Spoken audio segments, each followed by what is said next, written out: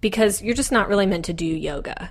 Or if you're making excuses because what you're about to do, like a book, is like so hard and there's so much resistance popping up around it, because those are two separate things.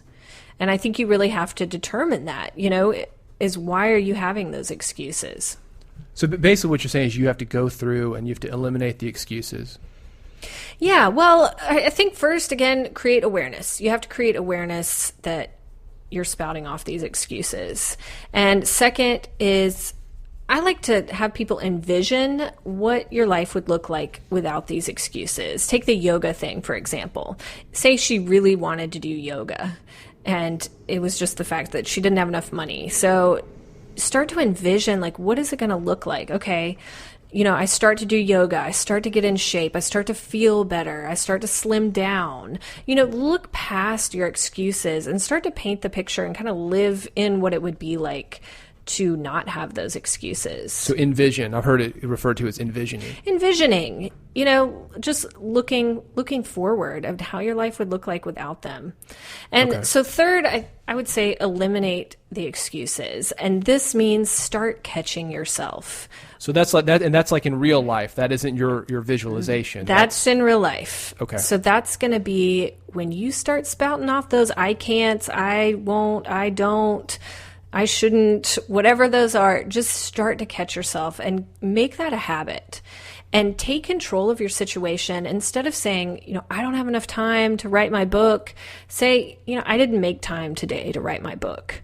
And that might not feel accurate because you can point your finger at everything that got in your way, but you're not taking control when you're blaming something else for your time management. I mean, you just start to take control of your situation and of your life by saying, I didn't make time today.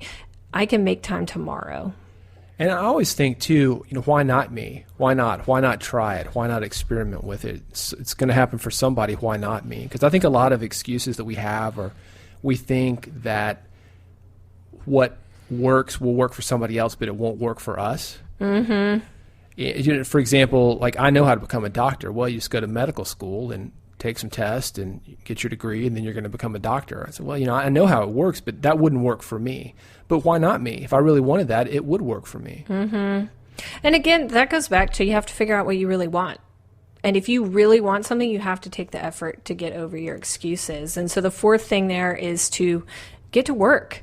I mean, take action. I mean, you can't overcome these excuses and become that successful person unless you take the action. And for you, that was writing the book every day. For the yoga person, it would be going to the yoga class. Obviously, that didn't work for her.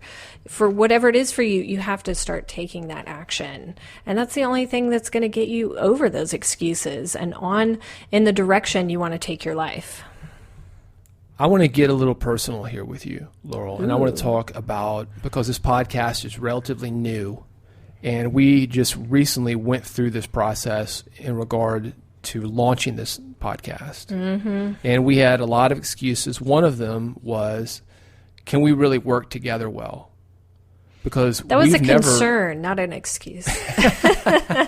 It didn't stop us. Okay, concerns. But it could have been, though, mm-hmm. because we could have said, hey, we value the relationship way too much to even try this thing. We've already got our separate things going, because we've been together for a while. We've never worked together on a project. No. And that's been the excuse before, hasn't it? Because we're thinking like, well, maybe that's just... Yeah, want to do our own thing. Yeah, it's a dual relationship. Yeah. It goes from being a significant other to a business partner, and how is that going to affect the significant other portion? So that's really scary. Well, and also the not enough time element. We're getting married in September. I'm trying to write a book. I've got my own podcast, my own blog. I'm doing photography. I'm coaching people. I have all these things going on. And then we're like, oh, let's start a podcast. And it would be really easy to say, I don't have enough time right now. Yeah, well, I think that's always one. And in your case, it's legitimate. But everybody feels that way, right? And I think we had to look at it like, okay, is this something that we really want? And when you really want something, you fit it in. You make time for it. You figure it out. Well, we also looked at it, too, as a very temporary thing. When we started this, and even now, we don't know how long this is going to go on. We made an agreement. We said we're going to try it for this length of time.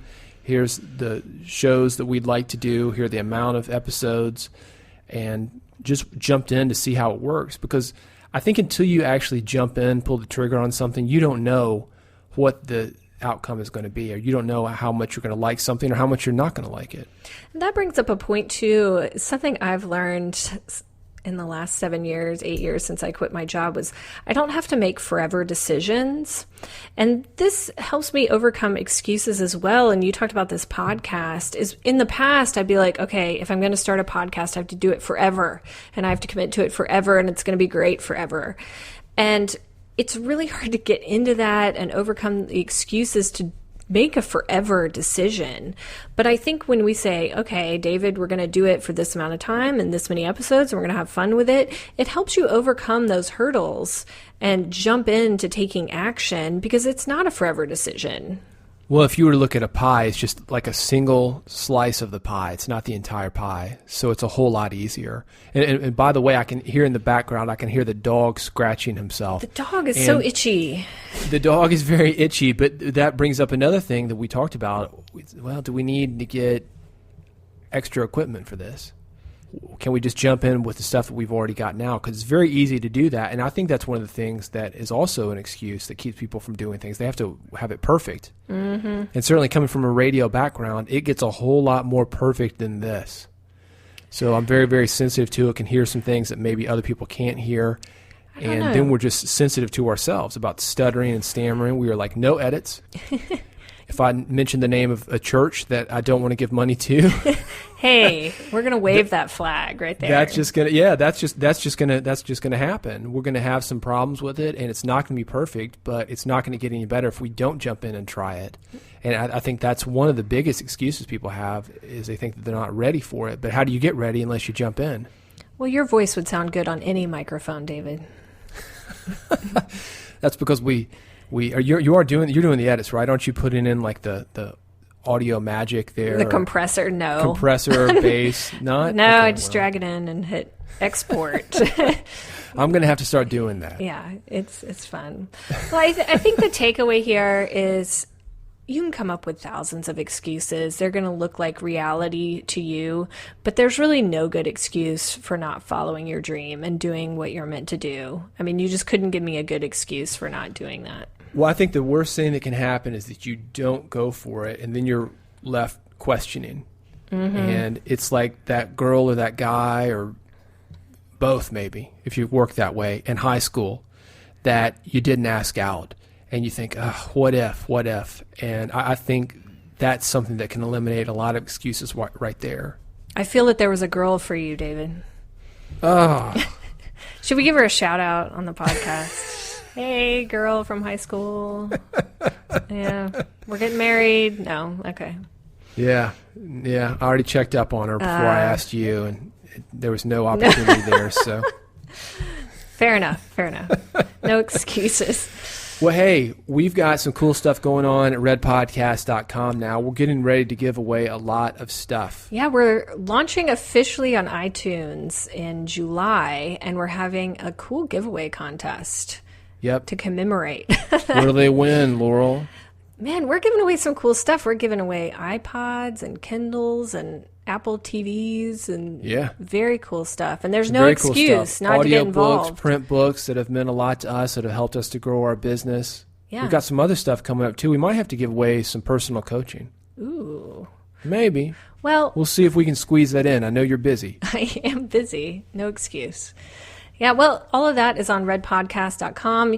You can go there, sign up, see the cool stuff that we're giving away, and that is happening in the beginning of July for our iTunes launch. So stay tuned with that by going and signing up today. Yeah, if you sign up now, you're automatically entered. And if you like it, tell a friend. Yep. And if you've got questions, reach out to us there at redpodcast.com. Anything else, Laurel? I think that's it for today. Fantastic. It's been another fun episode, and we'll be back soon. You've been listening to Red Podcast, Real Entrepreneur Development. Subscribe today using iTunes, Stitcher, or via RSS at redpodcast.com.